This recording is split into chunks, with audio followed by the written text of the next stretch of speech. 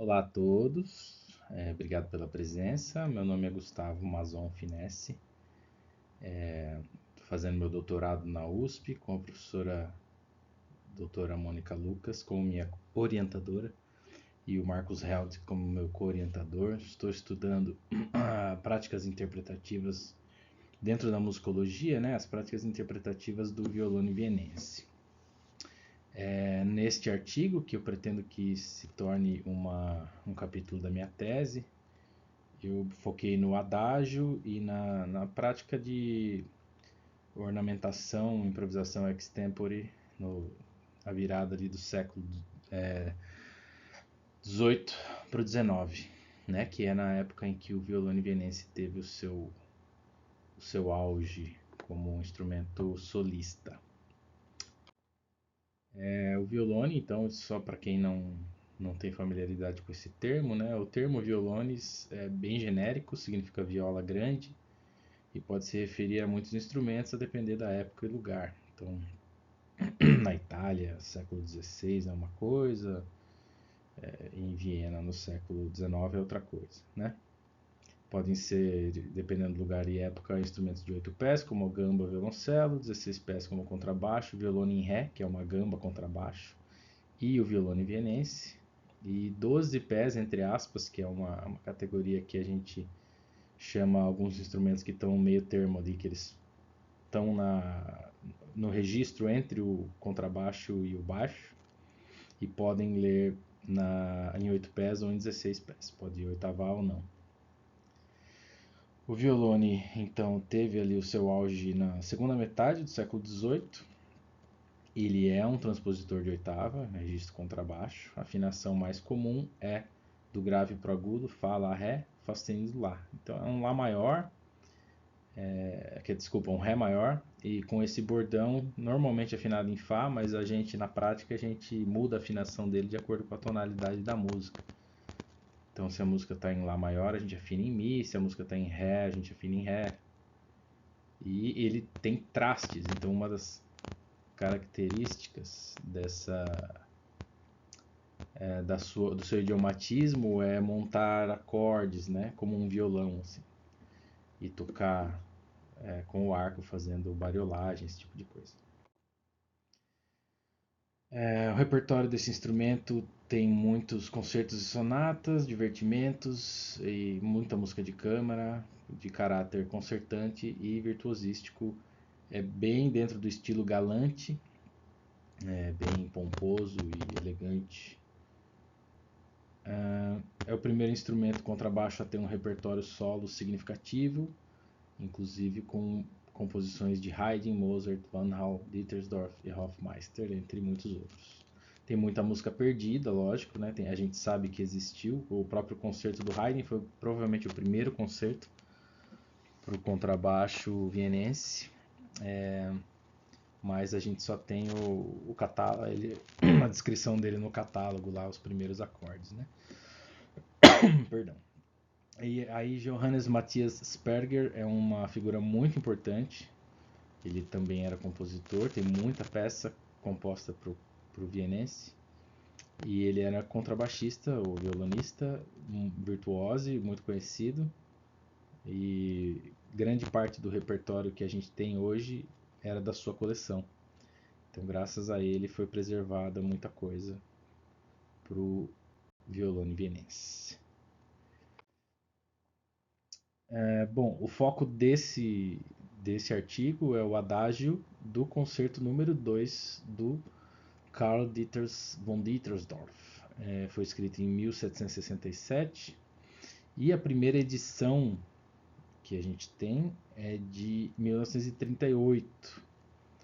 E então, quando esse manuscrito foi descoberto, junto com essa coleção do Sperger, né, acreditava-se que eram peças para, inclusive algumas está escrito violone, algumas está escrito contrabasso, e acreditava-se que eram peças para serem tocadas no contrabaixo como ele é hoje, afinado em quartas, né? Tinha se perdido essa registro desse instrumento, dessa afinação, quer dizer, ela está descrita em vários tratados como violone ou como viola da gamba contrabaixo e tal, aparecem afinações parecidas com essa ou essa afinação mesmo, mas não tinha feito a relação dessa afinação com essas peças, né?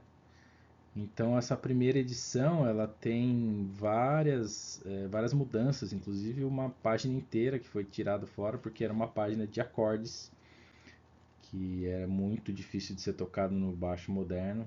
Tem muita mudança de posição, muita extensão de mão esquerda, muito difícil, né? Então, aí depois tem umas edições críticas, depois que já se sabe do que se trata, para o baixo moderno, em que se troca a oitava, inverte os acordes e coisa e tal.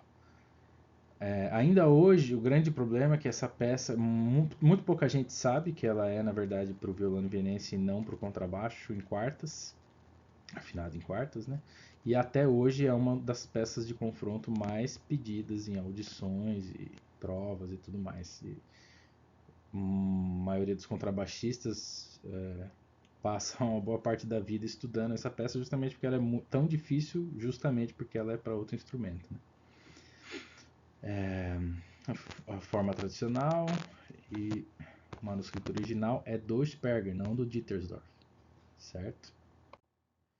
Então a nossa hipótese aqui é que, né, a partir da investigação dessas tradições de improvisação do século XVIII e as conexões entre o violão vienense, a gente foi buscar algumas conexões. A gente podia ter usado vários. A gente vai falar mais para frente sobre isso, mas podia ter vários tratados que a gente poderia usar como exemplo, né? O Quantz é muito didático, muito visual, tem todos aqueles exemplos, motivos e figuras, é muito gostoso trabalhar com ele. Então a gente buscou conexões e encontrou conexões, né, para justificar o uso do Quantz e não de qualquer outro tratado. Poderia ter sido usado o Leopold Mozart ou sei lá, qualquer outro da época, né? Enfim, queremos levantar a hipótese de que a partitura manuscrita do Sperger, desse concerto, seja uma partitura de performance de um grande solista, certo? Que já teria ali os seus ornamentos escritos por extenso. Dessa forma, a gente pretende limpar o adágio, tirar todas as possíveis ornamentações para propor uma nova possível forma de ornamentá-lo, de acordo com as práticas da época, lógico, sugeridas por Quantz. Acima de tudo, propomos um método de abordagem desse repertório, em especial os adágios, dentro do prisma da performance histórica. Então partimos da prática de improvisação setecentista. Segundo Donington, né, ainda há, aliás, segundo Burney, citado por Donington, né, no livro dele, ainda há nessa época espaço para ornamentação livre, mas já não é indispensável. Então existe gente fazendo, obviamente, não pararam de fazer de um dia para o outro, mas os compositores já estão compondo os adágios mais completos, com suas próprias ornamentações, e, no entanto, existe ainda espaço para ornamentação, e um adágio tocado sem interferência do performer ainda é considerado uma coisa sem cor, certo? Agora, por que Quantz, né? Como eu comentei, a gente tentou fazer essa ligação. Bom, o auge do violão vienense é ali essa bem no meio ali da segunda metade do século, né? 1663 é o ano da composição do Concerto do Haydn, que é tido como o primeiro. Então esse é o auge do instrumento como, né, um grande compositor compôs um concerto, a partir daí outros grandes compositores começaram a compor também. A primeira menção a uma variação dessa afinação é bem anterior, quase um século antes, pelo Tratado do Priner, Musikalische Schlüssel. Aí fatos históricos, né? O Quantz estudou com Fuchs e Zelenka quando esteve em Viena em 1717. E também foi membro da orquestra da corte de Dresden entre 28 e 41, onde o Zelenka, que também era contrabaixista, também atuou como músico e mestre de capela interino. O Versuch de Quantz foi amplamente conhecido e respeitado no meio musical da época. Então, todo mundo sabia do que se tratava e não todo mundo, né? Enfim.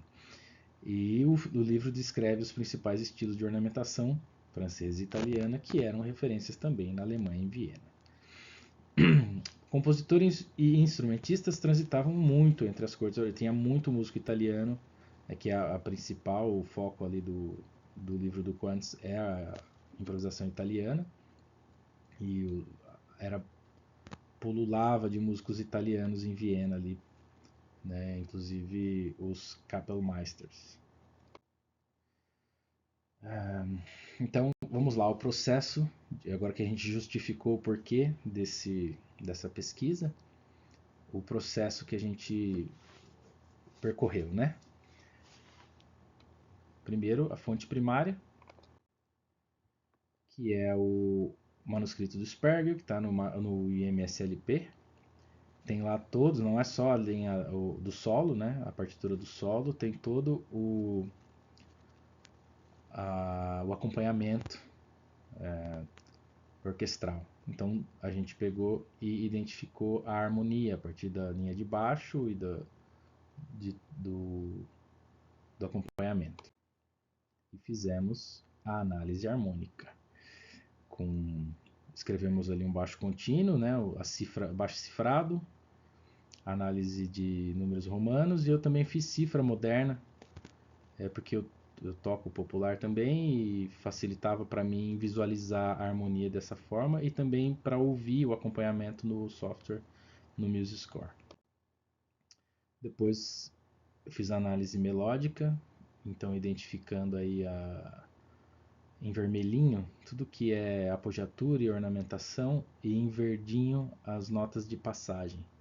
Então, notas de passagem, numa primeira versão eu tirei as notas de passagem também, mas aí ficou muito perdeu muito da música, assim, então eu deixei as notas de passagem e tirei só aquelas notas que não fazem parte da harmonia nos tempos fortes e outros ornamentos, né? Então, apogiaturas e trinados, porte de voix double, grupetos, enfim, várias variações de apogiatura e outros ornamentos.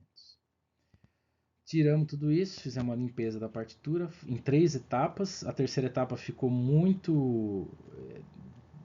Tirou muito da música, assim, descaracterizou muito a peça. Então a gente ficou com a segunda versão. E a partir daí, nessa versão simplificada, a gente foi identificando os motivos sugeridos por Quantz, né? O Quantz, além dos capítulos dedicados exclusivamente às apogiaturas e aos trinados, o Quantz proporciona ao leitor 28 figuras, exemplos com e sem baixo cifrado de motivos comuns e as diversas maneiras de ornamentá-los. Então a gente identificou essas figuras na partitura e passou então a reornamentar com as sugestões de Quantz. Certo? Aqui está ainda com as explicações das figuras em cima dos novos ornamentos e finalmente uma partitura nova reornamentada e aí lado a lado com o original do Spergel, tá? Então dá para ver que muita coisa foi mantida, inclusive essa foi uma abordagem crítica nossa, manter coisas que são bem idiomáticas do violone vienense, como esses arpejos aí que a gente vê na segunda metade, né? Então mantivemos isso e outras coisas que são do tema ali, o comecinho da melodia, mantive bem próximo do que já era mesmo. E é isso. Ainda não gravei tocando isso, mas vou gravar em breve e disponibilizar por aí. Muito obrigado a todos pela atenção. Aqui é a bibliografia. E é isso. Nos vemos.